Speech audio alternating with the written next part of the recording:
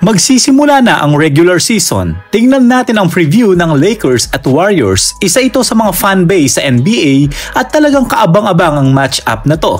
Curry and Butler versus LeBron and Luka. Sino kayang makaka-first blood sa dalawang team na to? Tara tingnan natin ang update for season opener. Like and subscribe ka para lagi kang updated about NBA. Nagkakagulo na ang mga fans sa match-up na to pero ang update lang sa season opener, dalawang stars sa team na to ay di makakapaglaro. Isa na dito si LeBron James dahil may injury at expected pa na makakalaro ito mga ilang linggo pa. Sa side naman ng Warriors, questionable din si Jimmy Butler if maglalaro sa opener dahil nagkaroon ng injury sa ankle. Pero sa latest update, naghihintay na lang daw siya ng kanyang go signal if papayagan siya. At isa pa dito si Moses Moody ay may calf strain at ilang weeks din bago ito makabalik. Sayang, ganda pa naman ang nilalaro ni Moody sa preseason game. Ano nga ba ang aasahan natin sa dalawang team na to sa opening game? Aba, syempre siguradong meron yan, kilalang kilala ang dalawang koponan na to.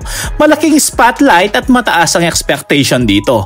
Ang Lakers ay nag-record ng magandang hakbang sa off-season. Isa na dito ang pagdagdag kay DeAndre Ayton at mayroon na din new face ang Lakers na si Luka Doncic na inaasahang magde-deliver sa game na to. Ang Warriors naman ay nasa magandang momentum na rin, lalo na matapos ang off-season at may veteran core na nais ipakita na sila'y contender pa rin. May newly added veteran center na rin na si Al Horford, talagang magandang match-up to laban kay Ayton. May mga bagong muka sa dalawang koponan.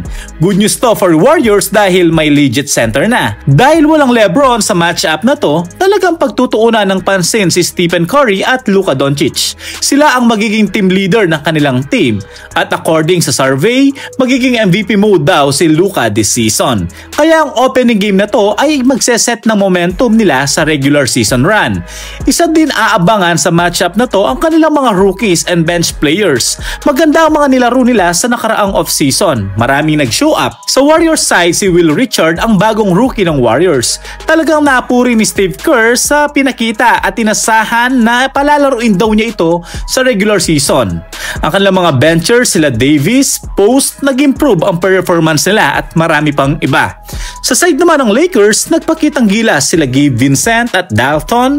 According nga kay JJ Redick, baka maging starting lineup nga nila si Gabe Vincent sa opening dahil maganda talaga pinakita nito sa off-season. Pagdating naman kay Marcus Smart, medyo hindi pa siya nagpakitang gilas sa kanilang mga tune-up game. Well, let's see sa darating na opening game. Kung magkakaroon tayo ng prediction sa match-up na to, malamang malaki ang chance ng Warriors ang mananalo dito dahil walang LeBron James.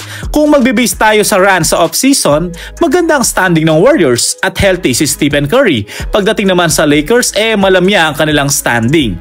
Pero sabi nga nila, hindi pa daw yun ang real game. Sayang lang walang LeBron James. Kakamiss ang rivalry match nila Stephen Curry, di ba? Para sa iyo, Kabolers, anong prediction mo sa dalawang team na to? Sino ang makakauna? Lakers ba o Warriors? Comment mo naman sa baba at pag-usapan natin.